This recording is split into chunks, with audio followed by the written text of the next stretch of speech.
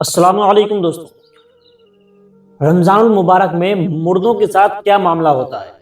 یعنی جو لوگ رمضان سے پہلے انتقال فرما گئے ہیں ان لوگوں کے ساتھ رمضان میں کیا معاملات کیے جاتے ہیں، یہ چیز اس بات پر ڈیپینڈ کرتی ہے کہ وہ مردہ کس طرح کا ہے۔ یعنی الگ الگ مردوں کے ساتھ الگ الگ لوگوں کے ساتھ الگ الگ طرح کی چیزیں ہوتی ہیں، کیونکہ رسول اللہ صلی اللہ علیہ وسلم کا فرمان ہے کہ جو شخص بھی جمعے کے دن یا رمضان المبارک میں وفات پاتا ہے اس سے اس کا حساب نہیں لیا جاتا، یعنی اس سے سوال و جواب نہیں ہوتے ہیں۔ لیکن جو لوگ رمضان سے پہلے انتقال کر گئے، یعنی رمضان شروع نہیں ہوئے تو اس سے پہلے وہ لوگ انتقال کر گئے، تو آخر ان کے ساتھ کیا معاملات ہوتے ہیں؟ کیا ان کو بھی کچھ رعایت بخشی جاتی ہے رمضان میں یا نہیں؟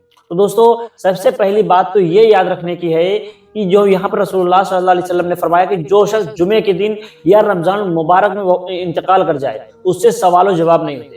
یہاں جمعے کے دن سے مراد صرف جمعے کے دن سوال جواب نہیں ہوتے، اس کے بعد میں اس سے سوال و جواب کیے جاتے ہیں۔ اور اسی طرح سے رمضان المبارک میں جو شخص انتقال کر جائے اس سے رمضان میں سوال جواب نہیں ہوتے۔ علماء کا کہنا ہے کہ رمضان میں سوال و جواب نہیں ہوتے لیکن بعد میں سوال و جواب ہوتے ہیں۔ اب یہ اس بات پر ڈیپینڈ کرتا ہے کہ مردہ کس طرح کا ہے، یعنی اگر کوئی انسان بہت زیادہ گنہگار ہے تو وہ کسی بھی مہینے میں آئے گا، اس سے سوال و جواب ہوں گے۔ لیکن اگر کوئی بندہ نیک ہے، دنیا میں رہ کر اس نے نیک کام ہی کیے ہیں، زیادہ تر نیکیاں کی ہیں، تو اللہ تعالیٰ معاف فرمانے والا ہے، اللہ تعالیٰ چاہے اس کو معاف کر دیتا ہے۔ اور لیکن جب اللہ پکڑنے پر آتا ہے، یعنی اللہ کو اگر اس کی کوئی بات بری لگی ہے، کوئی بات پر اللہ اس کی پکڑ کرنا چاہتا ہے تو پھر آپ کو کوئی نہیں بچا سکتا۔ اور رہی رمضان المبارک کی بات، تو اصل میں آپ نے سنا ہوگا کہ جب جس بندے پر عذاب کیا جاتا ہے تو قبر کے اندر اس پر ایک دوزخ کی کھڑکی کھول دی جاتی ہے۔ آپ نے یقیناً سنا ہوگا کہ قبر میں دوزخ کی کھڑکی کھول دی جاتی ہے جس سے دوزخ کی ہوائیں اس کی قبر میں آنے لگتی ہیں، دوزخ کی تپش اس کی قبر میں آنے لگتی ہے۔ اور ایک چیز اور آپ نے اکثر سنی ہوگی کہ رمضان المبارک میں جنت کے تمام دروازے کھول دیے جاتے ہیں اور جہنم کو بند کر دیا جاتا ہے۔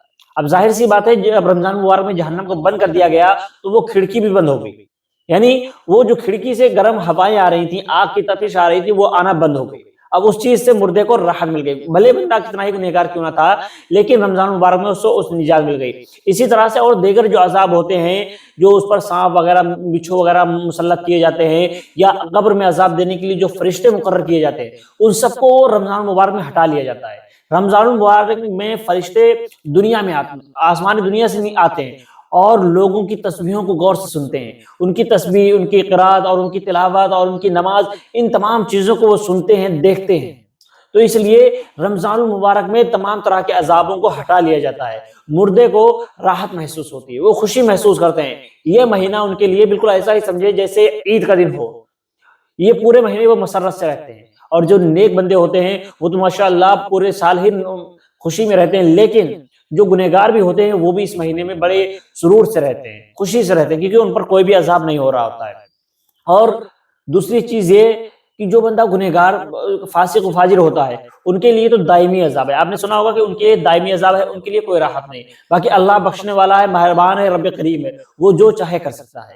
اور دوستو، جب ہم اپنے مرحومین کے لیے پڑھتے ہیں نا تو وہ چیز جب ان کو پہنچتی ہے نا تو وہ بہت خوش ہوتے ہیں۔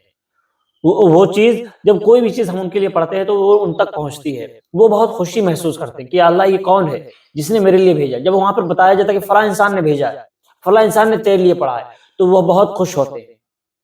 اس لیے دوستو، ہمیں چاہیے کہ ہم اپنی زندگی میں زیادہ سے زیادہ نیک اعمال کریں، کیونکہ کل مرنے کے بعد میں جب ہم قبر میں لیٹے ہوں گے وہاں پر ہم ہر چیز کے لیے محتاج ہو جائیں گے۔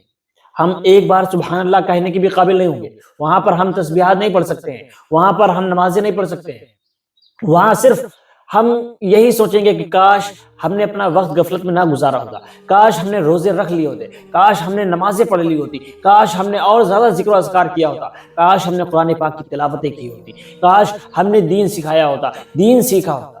بس یہی حسرتیں باقی رہ جائیں گی، قبر میں ہوں گے آپ، بس حسرت و ندامت رہے گی۔